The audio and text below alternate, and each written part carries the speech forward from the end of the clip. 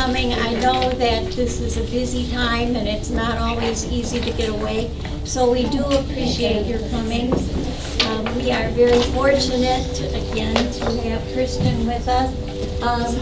And we're looking at how mindful wellness can be used in the classroom to create possibly a more calming atmosphere, which I think would be very helpful in this day and age. So I will introduce Kristen to you, which I'm sure all of you remember from last year.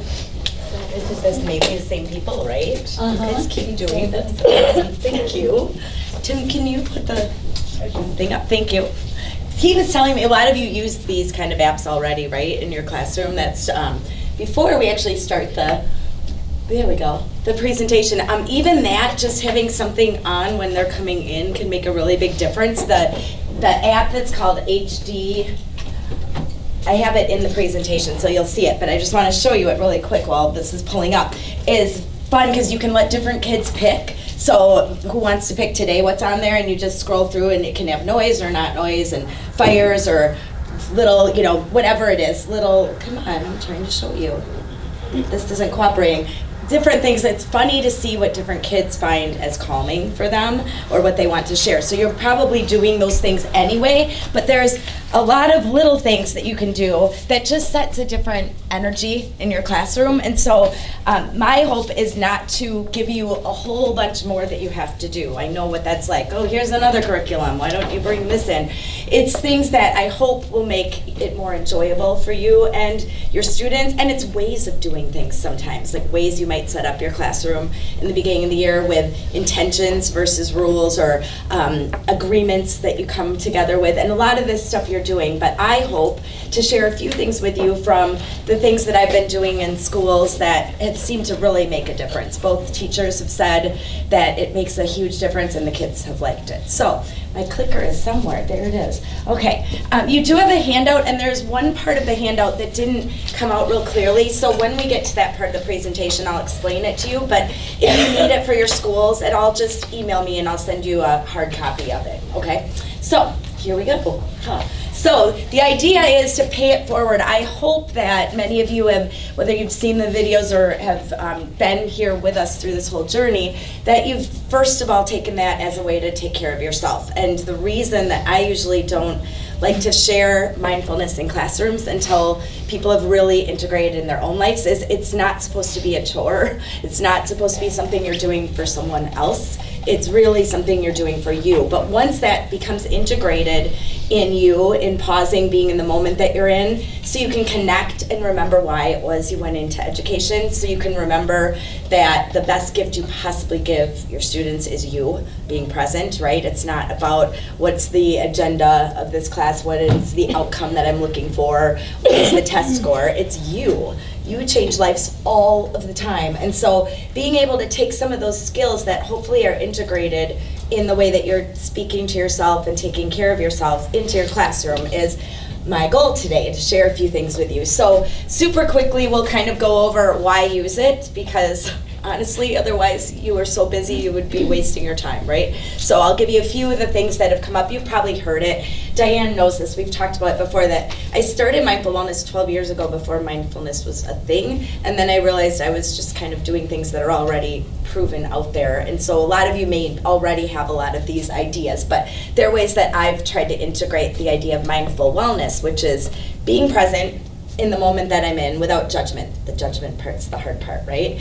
It's not that judgment doesn't come up, because we have been taught to do that our whole lives. It's just sort of a thing that runs in our head. It's that when it comes up, we go, oh, judging, and we come back to the present moment without judging. Imagine if kids can do that. Imagine if that's sort of the way of your classroom, right? And so bringing that in with the mindful wellness piece is taking that idea into your own wellness, into your own classroom wellness. What does that look like? If your classroom feels like a well classroom, it feels good when you're in here, what does that look like? And then I'll just give you as many tips real quickly, because I have a year's worth of curriculum that I'm trying to just throw a bunch of stuff at you so you get as much as possible of how to integrate it. So this is why I think it's worth bringing into your classrooms. We talked about mindfulness from an area of how to take care of your body, how to take care of your mind and your heart, how to break up with stress, all of those things. This is the benefits that come from practicing, taking a mindful approach to life, living more out of intention and less out of habit, right? Being aware of what we're thinking and where our focus is going so we don't overwhelm ourselves. If you look at the benefits, so many of those, and I sort of have them bolded, would be wonderful if our classroom was full of people with more focus, with more compassion and altruism, right? With more positive emotions, with more gratitude, with emotional intelligence, the stuff that we feel like we can't teach, but actually we can. It comes from within them. All of those things, more responsive rather than reactive, and reducing stress and its symptoms. If our class was filled with those things, imagine what it would feel like, right? For us and for them. So how do we do that? Well, it's really, we talked about this when we did our own Mindfulness 101, it's about finding the calm in the chaos, because the chaos isn't going to go away, right? You've got rooms full of people who are bringing everything that has happened to them into the classroom. You've got everything that's put upon your shoulders, right? The chaos is just there, but you can pause and find the calm in the chaos, and you can teach them to do that.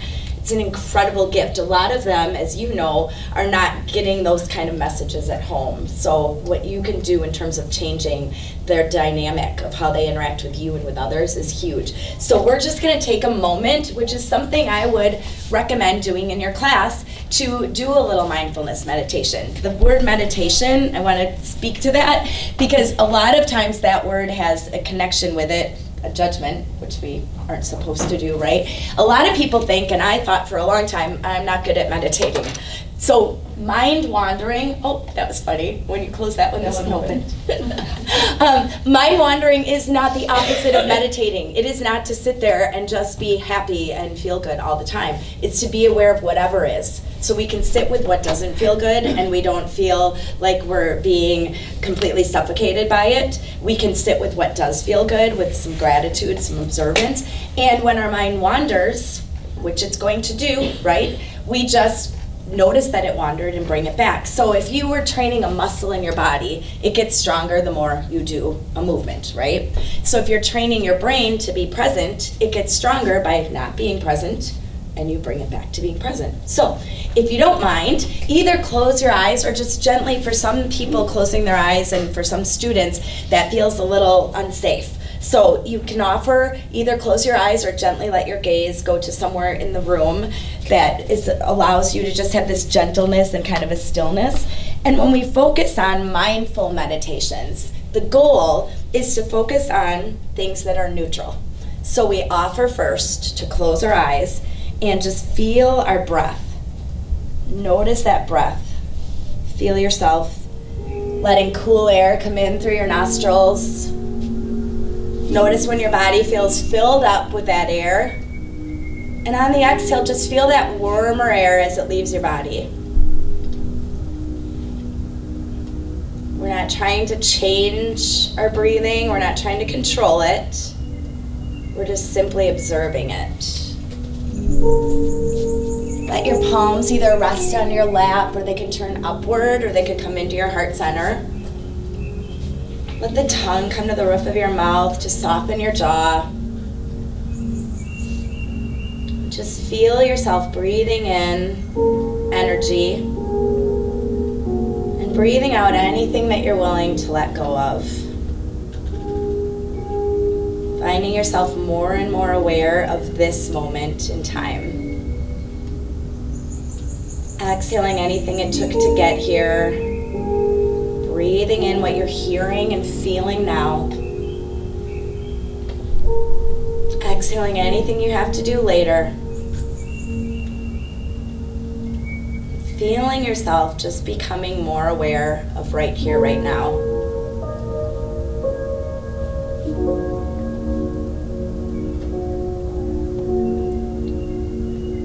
So the breath is one way that we can focus on something that's pretty neutral. We can also go into our body. Start to notice the sensations of your body. Feeling your feet grounded on the floor, your spine aligned, the chair holding you. Maybe your body moving with the breath. Maybe noticing if there's areas that feel good, or areas that don't feel at all, or areas that feel a little tense. Just observing.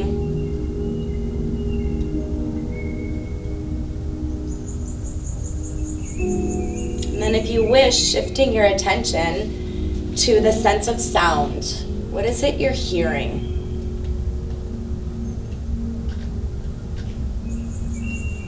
Let your attention fall on both the obvious sounds and the not so obvious background sounds.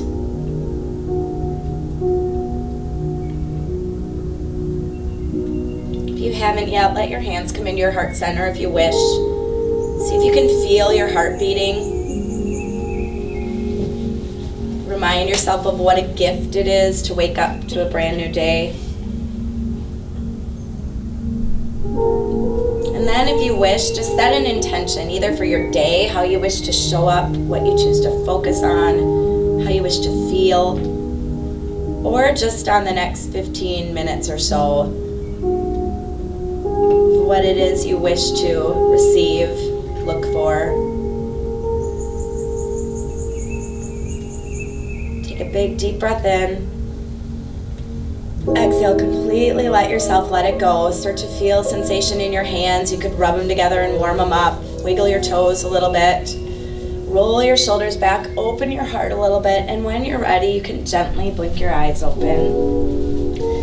And just notice how different you feel after a few moments of breathing. I actually did 3 meditations in there. If you were doing it with your class, you could pick just breathing, just body, just sound. Okay, so you don't have to spend a lot of time, but allowing them to get in the moment they're in and let go of whatever happened in the hallway or whatever happened before school or whatever's going to happen. Let them be present with you. It's such a gift. So you know that we've used some of these little pictures before. This is what mindful versus mindful looks like. You don't even have to teach that. You could have that picture in your classroom. They'll ask you about it, they'll look at it, they'll think about it. Maybe you do have that in your classroom. But the idea of being right here, right now, right? Reminding ourselves of that when we start to feel overwhelmed. Now, the acronym NOW can stand for never overwhelmed. If you're in now. Overwhelmed is always like all of these things that have to get done, but what can I do now takes the power away from overwhelmment. So that breathing, that centering, that being present here, deciding what it is you wish to focus on, and then knowing that just like we can't do a lot about some of the things that are in our work environment, some of the things that have to do with education nowadays, we still get to have control over ourselves. What we let in, how we let it affect us, where we put some boundaries. Teaching kids that is so powerful. They feel really out of control a lot of the time, right? We've taught them to listen to this person and this person and this person, and then they get a little older and they listen to their peers. Learning to listen to yourself and go inward and know that that's where your control lies is something they can never lose. So even the hardest of kids, when they start to realize that, can just morph in front of you. It's amazing. So we'll use a lot of brain talk, and we'll get to that later. But with all different levels, they love to understand what's going on with their brain. So if you have older students, please don't think none of this pertains to you. You just get more scientific with them. You actually talk about things like the parasympathetic nervous system, which when you just did that breathing, your parasympathetic nervous system kicked in. That's happy hormones. It's releasing, it's letting you rest and digest. How awesome to rest and digest while you're learning, right? Instead of the sympathetic, which is go, go, go, do, react rather than respond, right? So using those words can be really helpful. With younger kids, I like to do in the beginning of the year, or whenever you start to say, hey, we're gonna try something fun, the meditation can involve creating a space in their mind that is happy place. I probably wouldn't use happy place with older kids, maybe find a different word, although Adam Sandler sort of coined that, right? So maybe it would be fine. But letting them in their mind really create, what makes me feel good? What does this place look like?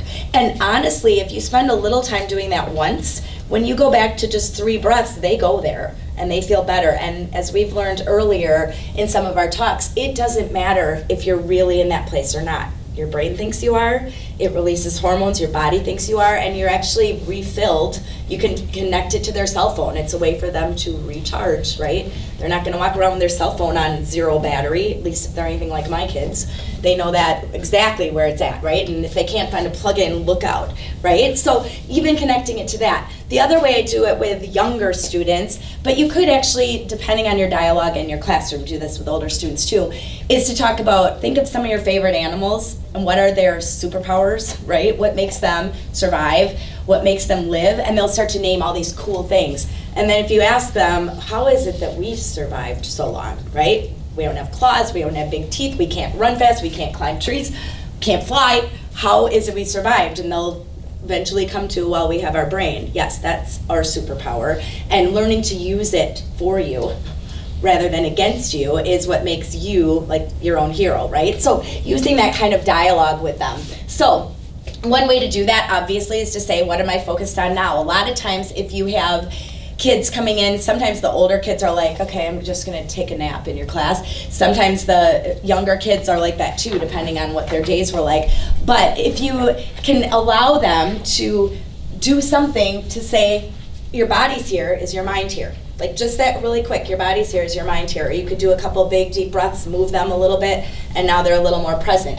Allowing them to understand what it's like to be in their thoughts versus observe their thoughts. It can just be a dialogue you use. It can be something that you use as an example for you, or that you do as a writing activity, or it could just be a picture that's in the room. And if you're working with a student on something, you could say, what does it feel like to be in those thoughts, or observe them?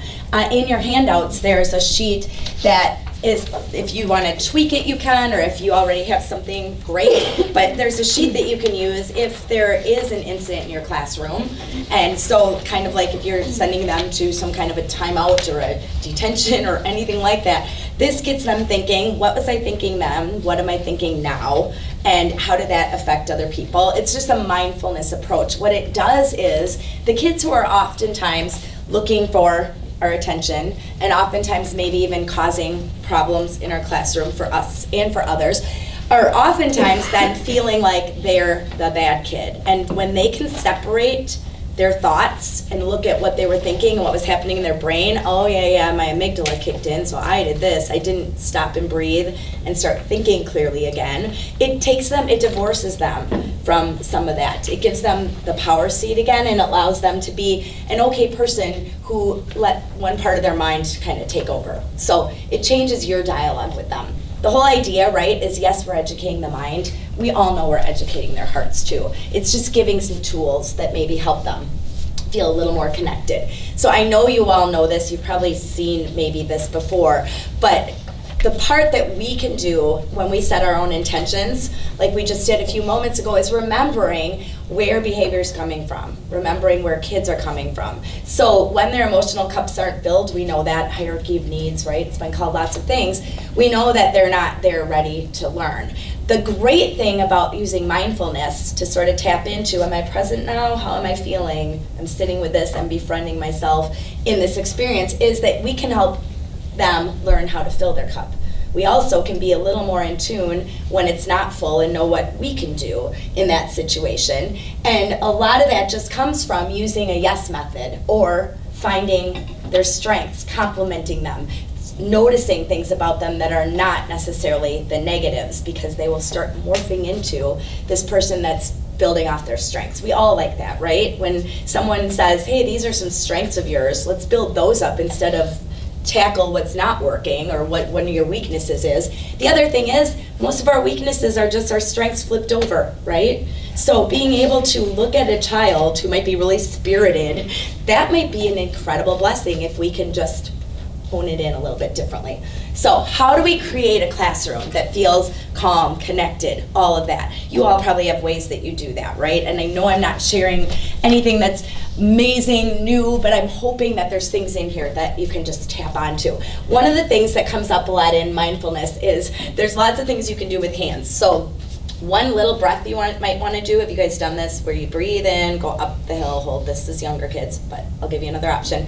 You pause on top. You're feeling, so you're adding the sense of feeling into being present. You exhale, go downhill. Inhale up, hold, breathe, exhale down. The hold, be careful if someone's been in a lot of trauma places, they won't want to hold their breath, so they can just notice that moment when their inhale changes to an exhale, right? But it's a noticing 5 breaths they'll be in a completely different place. You could just tell older students to take 5 breaths or to feel their breath coming in, to name what they're breathing in more of, name what they're breathing out. Like I'm breathing in awareness or focus, I'm breathing out worry or stress. Taking a few deep breaths before a test is huge. You've all probably seen those studies. So if you think of what's happening in your brain, if you shift yourself into a place where you're now using your prefrontal cortex more and your hippocampus more, the historian that remembers things, you're going to do better on a test. Of course, my son, who likes to disagree with anything I say is wrong. Do any of you know any people like that? I was telling him this because he was going to take his ACT. I said, the most important thing you can do, take a few deep breaths first. And he said, Mom, you know that they proved that that's a lie, right? And I said, okay, who proved it's a lie? And he said, well, Steve Jobs took a test and didn't breathe at all. And this other guy did 3 minutes of breathing and he didn't do as well. And I looked at him and said, really, you're going to compare those? And then he laughed. He said, well, I just wanted to see if you still, were young enough to catch that joke. He said, well, Steve Jobs probably would have done better had he taken a few deep breaths first, right? So there you go. So anyway, just even letting them understand the function of their brain, letting them understand your intuitive mind. Go with your gut, right? It's always told, if you go with your gut, go back and change it, you're more likely to be wrong. Those kind of things are mindfulness. They're pulling it in. Also using the hand, this is on your activity, so in the spirit of time, I'm just going to pass by it, but using a hand to set up what does a classroom look like that feels safe, that feels like it's compassionate, that feels like I want to be here. And these are rules that have sort of like trainings, they call them, because rules don't sound good. They can be agreements, they can be whatever you want to call it. These are mindfulness trainings that a lot of mindful classrooms use. A lot of the mindfulschools.org is kind of resonated with these. So I'll just leave them on there for a second, but the most important critical thing is, and if you're setting up a classroom, or if you just say, hey, let's kind of revisit what it feels like in this room, the most important thing is that first part, knowing that our actions and words have an impact on others. And then you finish. So when you have agreements in the classroom, our lives are intertwined. What I do affects you, right? So if I'm doing something that's causing a problem for someone else, I have to rethink it. Those are all mindfulness things to pull in and things that you can do in your classroom as you set it up. Have you guys seen this that went viral? The whole elementary teacher where as the kids come in they get to pick on the wall which they want to do. So all of those are things that make them think about, where am I right now, what do I need, what do I feel like, okay, today a hug would be good, today a high five, today this is what you got. And you can do that at other levels too. You can just, the kids kind of know, is it a high five day, is it a fist pump day? Sometimes hugs are okay, sometimes they aren't, depending on your school. But having some system like that shows you constantly respecting where they're at and them having to decide where they're at, right? Huge. A lot of us weren't taught that. I learned it like last year. What is it I need? What is it I want right now? You can also make your own sign of the mindfulness. What is it that fills me up when I get overwhelmed? And what is it that doesn't? That would be for older people. You could start your class this way. So all I want you to do is raise your hand when you no longer hear this.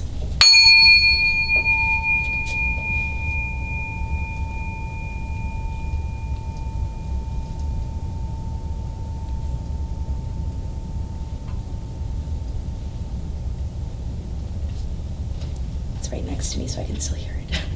But right, that's one little thing to just get them reconnected in class that you can do. You're probably doing something like that, but that makes them go into this moment. What am I hearing? That's mindfulness, right? Or you could do it with seeing. You could have them start by, what's one thing in the room you didn't notice before? Maybe you even put things up that weren't there before and see if they notice. That's how you start your class. Then you're ready to go. That app was on there, that's what I talked about already. So breathing exercises, there are tons of ways to teach this. One, younger kids, pretend it's a balloon, belly breathing, right? Feel their body move. Older kids, you explain that as your belly moves, it is rubbing up against the vagus nerve, which goes to your brain and says, ooh, all is well. So they're actually then going into their thinking brain, their superhero part of their brain, right? Not the part of their brain that tries to set an alarm and send them to fight or flee, right? That's not the part of their brain they want to be in if they want to feel good. So you could use a clock, you can do 4 in, pause, you could look up at a square in your room, inhale, pause, exhale, pause. Lots of different ways to do it and make it fun, or you can add movement. Kids love to put any kind of yoga in, like here's our pose of the day, and then you move on. I have tons of stuff on my website if that can be helpful. But so I used to do, I think I've told some of you this, I started sort of a meditation and yoga after school instead of detention, and kids would come up all the time, can I come tomorrow without getting in trouble? Yeah, right? That's what you want. So maybe that movement, for kids who it's hard to just sit still, like us when we've had a hard day, the last thing you want to do is meditate, right? Because it's like, oh, let me just sit in this thing that doesn't feel great. So moving can be a way to release that. And the whole idea of, if we teach them this now, the kind of difference that we are creating in a new generation, I love the Dalai Lama's quote. So even if it's just a breath or two, that idea of going within them and finding this calm that always exists, that's waiting for them to tap into it. So you could do it by setting intentions or having intentions instead of, like even your intention for class today, you could just share that. It could be on the board, here's my intention of the day. And whatever it is, it helps them start thinking that way. You can do it by pulling in more of their senses. I put some little hugs and kisses on your table. It could be that you do one quick little, okay, feel it melt in your mouth and think of what it took for this food to get to you. It could be a smell that you introduce. It could be sounds, whatever it might be. This is the rain that didn't come off very well. I will email that to you if you wish, but it's helping them pause, recognize what's going on, right? Then allow it to be just what it is. Set all the judgment aside. It is what it is. Allow it. And then investigate it with kindness. Kind of ask some questions like, is this real? Is this always true? And then they can have a natural awareness that comes from not being in the middle of the chaos, but observing it and move on. So it's just a good tactic to take with kids. And brain part I kind of infused already, but here's a couple of ways if you really want to bring it into your classroom and you don't want to have to go learn everything about the brain. Blissfulkids.com actually names the parts of the brain that are sort of, needed for them to think about in terms of their learning and classroom. Or you can just talk about prefrontal cortex, what it is. That's where you problem solve. That's where you use your thinking mind. Amygdala is what turns it all off. So just helping them understand that this chatter in their mind is just a very tiny part of their brain, even though it feels like a lot.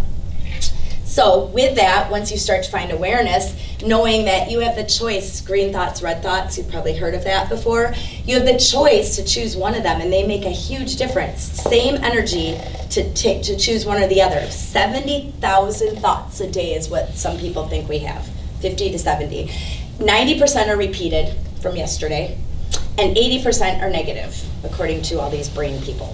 Who knows if that's true or not, but that's just habit. That's if we're just going along habit. So we can change that by asking what's right. We can change it by letting them understand it's not what we look at that matters, it's what we see. So do you see two different animals there?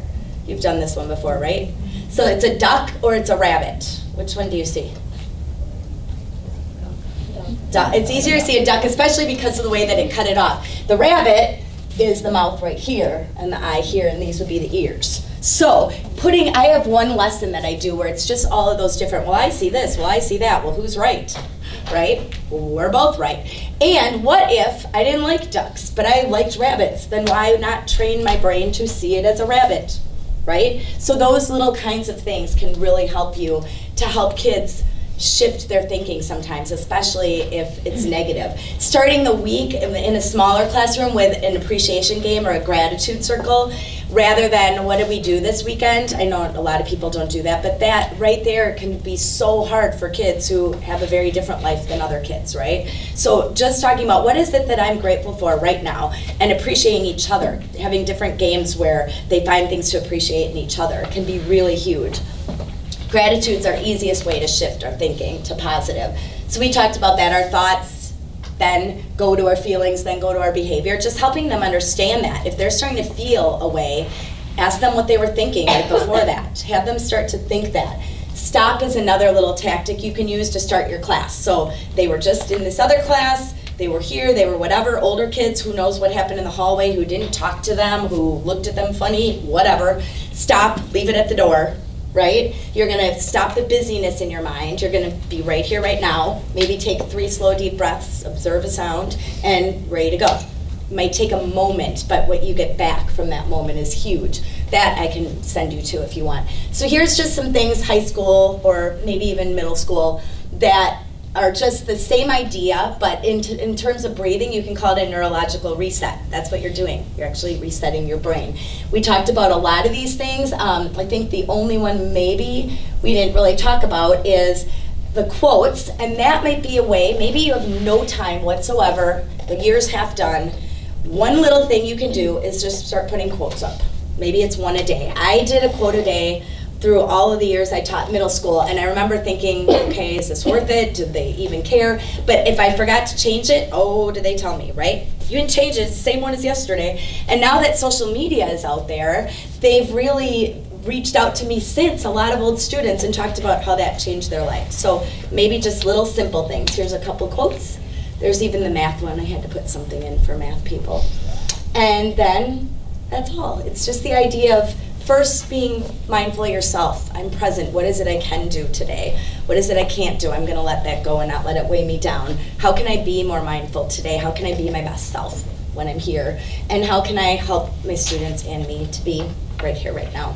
If I can help in any way with you paying it forward and bringing it into your classroom, please reach out to me. If any of these are things that you want more description or something specific you can just bring to a class, please reach out. And thank you so much for your time. I appreciate you. This is another way you can end. So if you do the breathing, sometimes people do namaste, which is a yoga thing, but you can make it kind of fun too. Namaste just means the good in me sees the good in you, right? So thank you so much. Have a wonderful week and wonderful day, and thanks for everything you do.